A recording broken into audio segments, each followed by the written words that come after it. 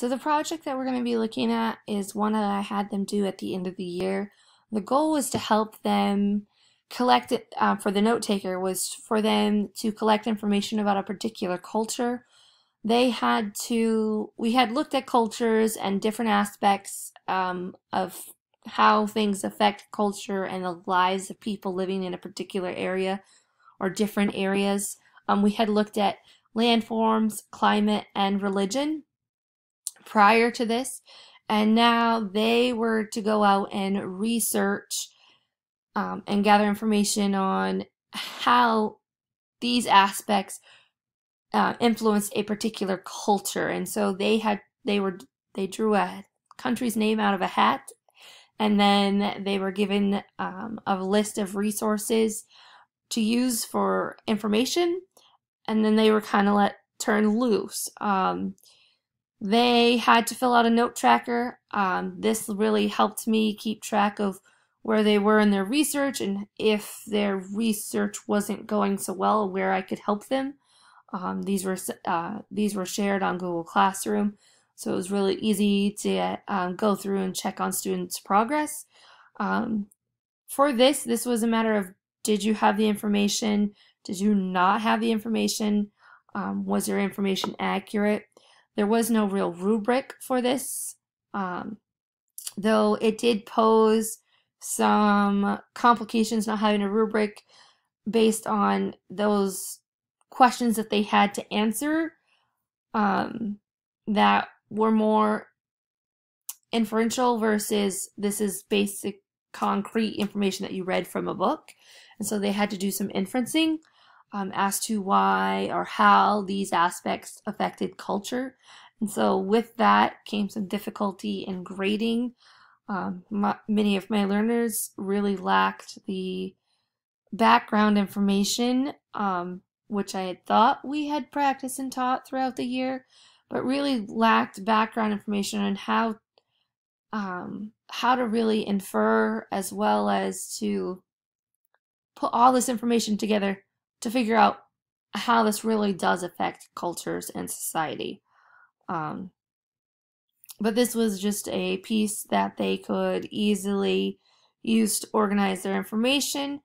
We included stuff about government and economy as our standards are. We didn't have to really cover any of that, but where they do learn a lot of that in the following grades, so 7th and 8th grade, their history teachers would like us to start introducing these types of topics, so that way they have some idea before they come to them, or at least have seen the information before.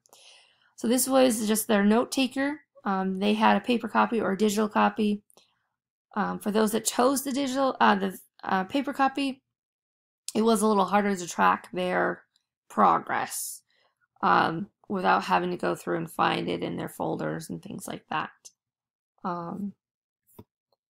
The second part of this project was to come up with to create a presentation showing the different pieces of information that they learned about, as well as giving them the chance to talk about what they learned and articulate how things really influence cultures.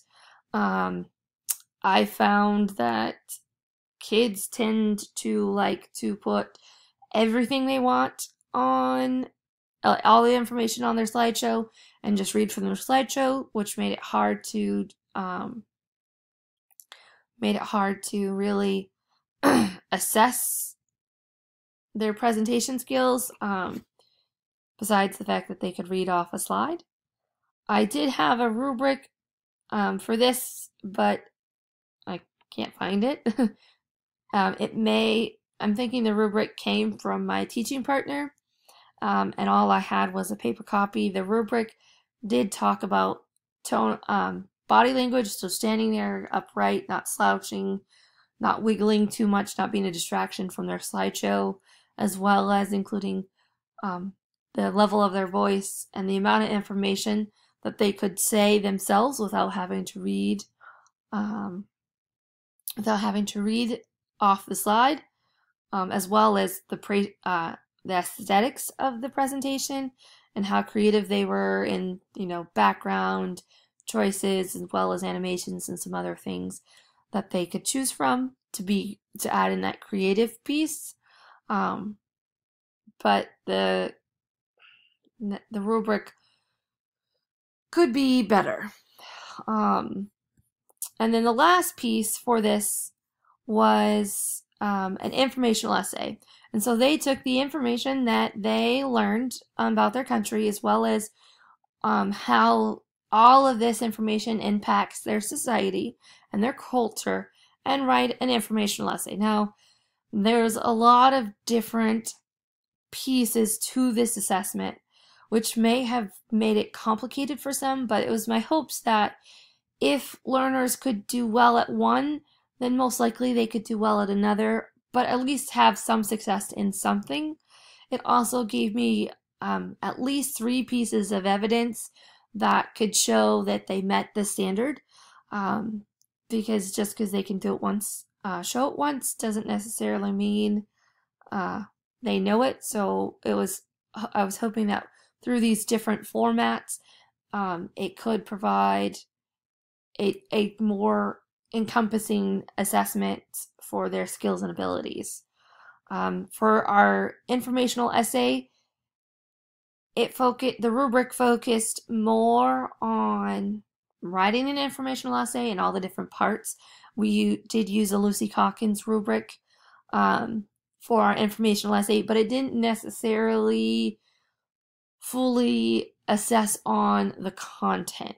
And so my hopes is that between this assignment and the next assignment about rubrics, that I can come up with a rubric that encompasses all the different pieces and provide more learning for their 21st century learning skills, where students really struggled with the different aspects of culture and how everything influences it.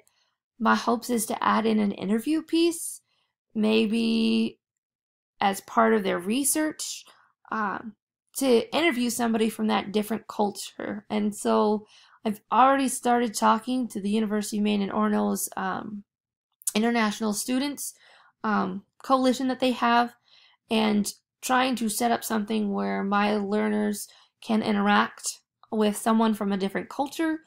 And it doesn't necessarily have to be from the same culture they're researching, which I could hopefully set that up in advance so I knew what cultures my kids would have access to or be able to talk to somebody from.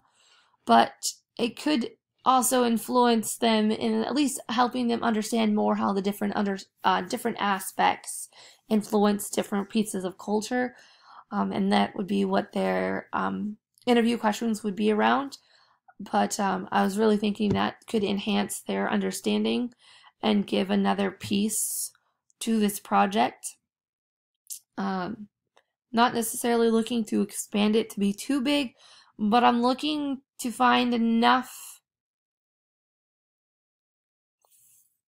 different aspects to really vamp up their actual use of technology, as well as to increase their learning and understanding of the concept so that they can then apply these skills beyond just being able to regurgitate some information up on the presentation or in their informational essay.